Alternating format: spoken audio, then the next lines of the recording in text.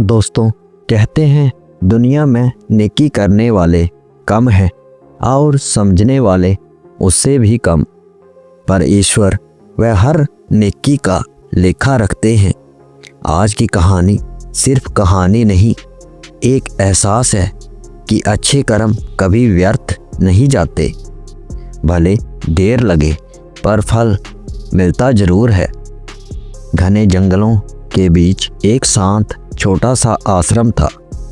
वहाँ रहते थे संत विद्याधर, शांत, तेजस्वी और ज्ञान से भरे।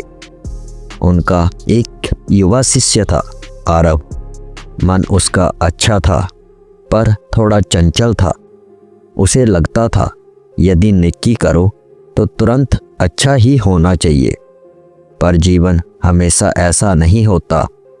हर सुबह दोनों नदी किनारे साधना करते, फिर आश्रम लौटते। पर उस दिन कुछ ऐसा हुआ जिसने आरव की सोच हमेशा के लिए बदल दी। नदी से लौटते हुए उन्हें रास्ते में एक घायल हिरन मिला। उसकी टांग कांटों में फंसी हुई थी। वह दर्द से कांप रहा था। आरव बोला, गुरुदेव चलिए, आश्रम में काम बाकी है। ये तो वैसे भी शायद बचने वाला नहीं है। संत मुस्कुराए, बेटा, नेकी दिल से होती है, परिणाम से नहीं। और वो झुककर हिरन को छुड़ाने लगे। आरव मन ही मन झुंझलाया पर मदद करने लगा।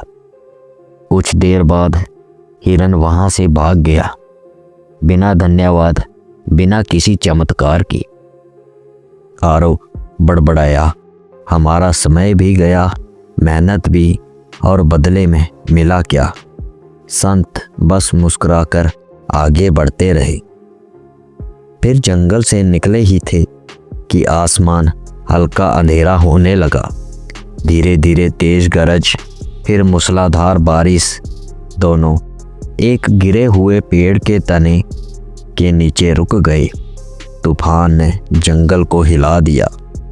आरव बेचैन, गुरुदेव, अगर हम उस हिरन पर समय ना लगाते तो अब तक आश्रम पहुंच जाते। हमारी हर नेकी हमें ही मुसीबत में डाल देती है। संत शांत स्वर में बोले, बेटा, जब ईश्वर की योजना काम करती है तो इंसान की जल्दबाजी उसे समझ नहीं पाती। आरव ने बात अनसुनी कर दी। फिर रात ढलने लगी, तूफान थमा और दोनों आश्रम पहुंचे। पर जैसे ही वे अंदर गए, आरव के पैरों तले जमीन खिसक गई। पूरा आश्रम डाकुओं द्वारा लूटा जा चुका था। आसन टूटे पड़े थे, अनाज बिखरा था, दीपक फूटे हुए थे। आरव रो पड़ा, गुरुदेव, अगर हम समय पर पहुंचते तो ये सब नहीं होता। संत गंभीर आवाज में बोले, आरव सोचो, यदि हम यहाँ होते, क्या हम उन हथियारों वाले डाकुओं से बच पाते? आरव सुन्न होकर संत को देखता रह गया। हाँ, शायद वो दोनों भी खतरे में पड़ जाते। संत बोले, तूफान ने हमें रोका नहीं, ईश्वर ने हमें बचाया है। फिर अगली सुबह सूरज हल्का उग रहा था। आरव दुखी मन से टूटे आश्रम के बाहर बैठा था। तभी पेड़ों के बीच वही हिरन धीरे धीरे चलता हुआ आश्रम के सामने आकर खड़ा हो गया। आरव की आंखें फैल गई। उसके पीछे गांव के 5-6 ग्रामीण खड़े थे। एक बुजुर्ग बोला, महाराज, यह हिरन हमारी खेती में दिखता था।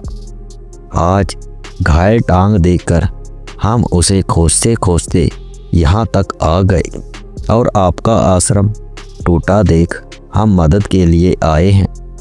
दूसरा ग्रामीण बोला, आप चिंता ना करें, हम मिलकर आपका पूरा आश्रम फिर से बनवाएंगे।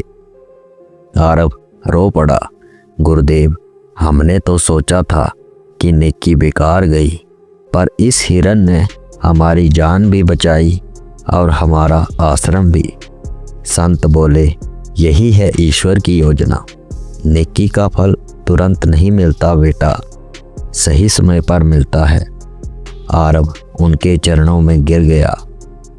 फिर गांव वालों ने मिलकर आश्रम को फिर से बनवाने लगे। नया फर्श, नए कमरे, साफ दीवारें। आश्रम पहले से भी सुंदर हो गया। आरव अब बदल चुका था।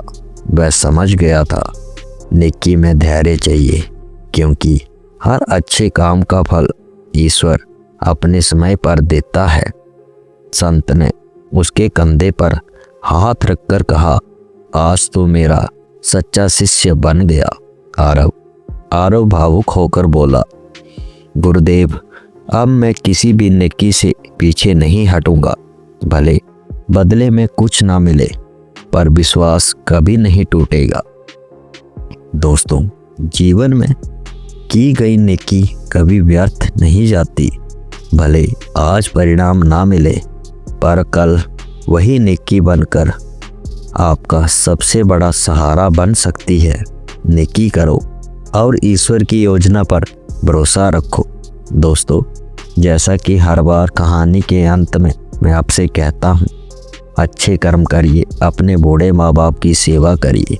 और ये कहानी अच्छी लगी तो वीडियो को लाइक करें, अपने परिवार दोस्तों के साथ शेयर करें और कमेंट करके ज़रूर बताएं कि कहानी कैसी लगी।